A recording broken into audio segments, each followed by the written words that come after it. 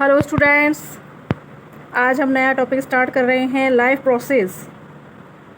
All living things perform certain life process like growth, excretion, respiration, circulation, etc. All the process like respiration, digestion, which together keep the living organisms live and perform the job of body maintenance are called life process.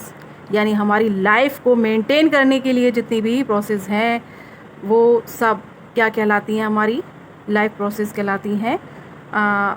Nutrition is the biochemical and physiological process by which an organism used food to support its life.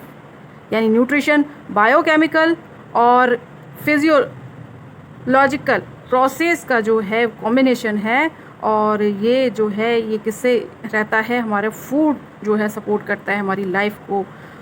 Modes of nutrition, modes देखते हैं। In plants, in animals. In plants are autotrophs, make their own food. Okay. In animals are heterotrophic, depends on plants or others. तो पहले हम देखते हैं autotrophic nutrition mode देखते हैं। It's a kind of nutrition in which inorganic materials like CO2, water, etc. are fertilized to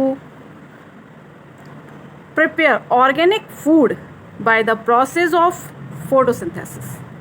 Example, green plants. The organisms which carry out autotrophic nutrition are called autotrophs. Example हमारा green plants. Autotrophs use simple inorganic material and convert it into complex high energy molecules, carbohydrates. Okay मतलब complex molecules बना लेता है, simple molecules combined होकर एक complex molecule में convert हो जाते हैं। इसका example photosynthesis, 6CO2 + 12H2O, presence sunlight और क्लोरोफिल की प्रेजेंस में C6H12O6 + O2 + H2O. Okay, in these process CO2 external through stomata and O2 is released by stomata. Stomata का स्ट्रक्चर, इसमें 2 guard cells and in center stomatal pore और chlorophyll present. Function of stomata: exchange of gases O2 CO2, losses large amount of water during transpiration. इसमें water जो है वो water vapour के रूप में इसका ट्रांसपिरेशन होता है और लॉस हो जाता है। सेकंड हमारा मोड है heterotrophic nutrition, kind of nutrition in which organism do not process the ability to synthesis their own food, they depend on autotrophs for their food supply directly और indirectly. Means वो अपने आप नहीं बनाते अपना food और वो डिपेंड रहते हैं ऑटोट्रॉफ्स पर। Example animals, fungi.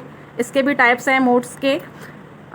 First, holozoic nutrition. Animals take in solid food and break down inside the body. Okay, solid food लेते हैं और उसके टुकड़े हो जाते हैं। Example amoeba. Saprophytic nutrition, organisms food on dead matters,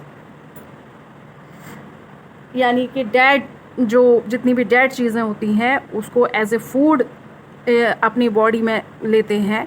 तो example fungi. Parasitic nutrition, parasites live inside और outside other organism host and derive nutrition from it, यानी कि या तो वो बाहर से या अंदर से कैसे भी पैरासाइट्स जो होते हैं वो होस्ट के द्वारा अपना फूड न्यूट्रिशन एब्जॉर्ब करते हैं, लेते हैं।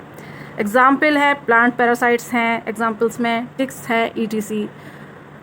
Last, nutrition in an amoeba. Nutrition in an amoeba occurs through a process called phagocytosis. The mode of nutrition in amoeba is known as holozoic nutrition, जो हमने पढ़ा था. It involves the ingestion, digestion and egestion of food matter.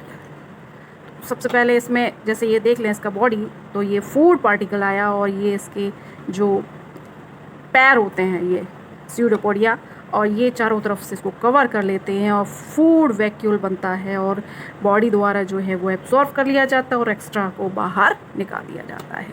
तो pseudopodia extension of cell membrane and capture food, capture कर लिया, take in किसमें, food vacuoles में. Digestion of food in food vacuole, diffusion होता है of simple substance in cytoplasm and undigested food move to surface of cell and it throw out. Okay.